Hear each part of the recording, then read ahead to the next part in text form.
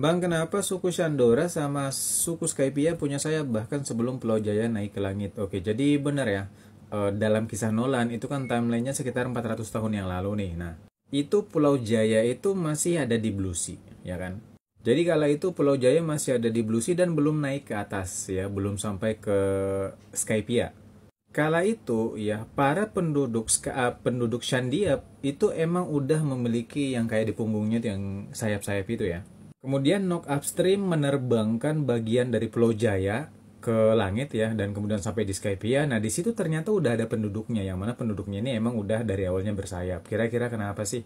Atau mungkin kalau orang-orang Skypia ya mungkin aja wajar lah hitungannya karena mereka ada di langit gitu ya. Tapi bagaimana penduduk para suku Shandia itu yang awalnya di Blue Sea itu bisa memiliki sayap seperti Skypian ataupun Bilkan. Jadi seperti yang kalian tahu ya kan waktu dalam kisah Pulau Langit itu ada tiga ras yang diperkenalkan ya yang mana mereka ini punya sayap ya di bagian belakang ini di punggung atau apa gitu namanya Shandian.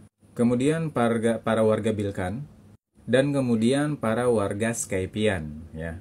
Nah, alasan yang mungkin menjawab kenapa ketiga suku ini tuh memiliki sayap yang mirip, kemungkinan besar jawabannya kita bisa temukan dalam cover story kisah Enel di bulan ya, yang mana di sini dia bertemu yang kayak gambar di dinding gitu ya. Nah, di sini itu di judul cover story-nya itu adalah warga bulan Bilka yang mengungsi ya karena kekurangan sumber daya alam.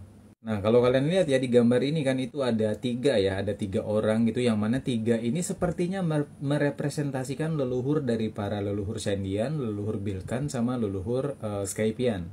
Jadi meskipun ketika di bumi mereka ini berada di tempat yang berbeda, tapi leluhur mereka itu berasal dari satu tempat yang sama yaitu kota bulan Bilka. Yaitu sebabnya mungkin ada yang penasaran kok bisa sih Shandia itu kan dari bawah ya dari Bluesy kok bisa punya sayap seperti orang-orang di Skypia dan orang-orang di Bilka. Jawabannya kemungkinan besar adalah karena Shandian ini juga termasuk dari salah satu keturunan warga bulan Bilka yang mengungsi dari bulan ke bumi untuk mencari sumber daya alam.